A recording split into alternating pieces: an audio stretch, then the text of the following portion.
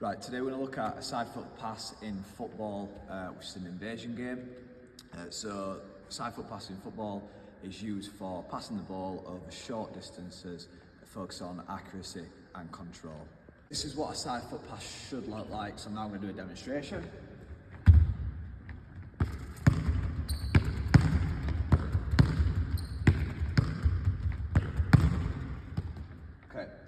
So key teaching points when we're teaching about a side foot pass.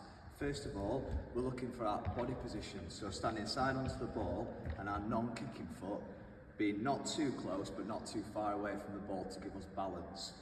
The next part is the contact of the ball. So we're looking to use the inside of our foot because that's the biggest part of our foot, and we're looking to make contact through the middle of the ball when we're passing it.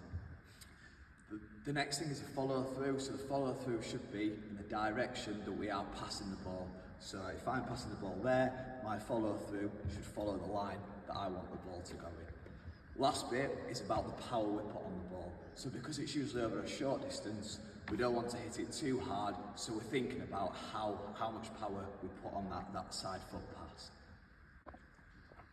So common mistakes when you're playing a side foot pass. A common mistake is that foot position maybe being too far away or too close to the ball. What that means is if we're too far away or too close, is we're usually off balance, which means that we lack control when we're passing it. The next thing is the contact on the ball. So it might be using different parts of the foot, so it might be kicking with the toe or it might be kicking with the outside of the foot, which means the ball doesn't go in the direction that we want it to.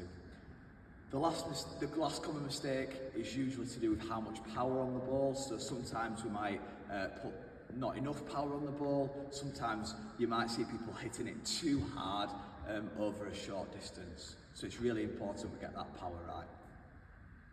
So progressions when we're using a side foot pass. To start with, if you've got used to the wall, or you can just do that with a partner, you can just do passing over a short distance, practicing that side foot pass. So we can go against the wall. If students need to control the ball, that's fine. So if they need to stop the ball before passing it, that's fine. Once they start getting more confident, you might encourage them to start trying to do it the first time, so it's more of a repeated action. So we're missing out that touch. Okay. The next progression we could add in is you could add a little targeting. So between the pairs or the wall, you might create a little gate for them to try and pass through. Okay, they can have ownership on how much they want to challenge, so you can make the gate bigger or smaller as they wish. So we're now trying to pass through that gate with accuracy. Okay, more able might be able to do it with both feet, less able again might need to stop the ball dead before they try and pass through that gate. Okay. The next progression on from there then, so from using a gate, is you can then create a sort of little key ball drill, sometimes called a rondo. So we can use 4 cones to make an area.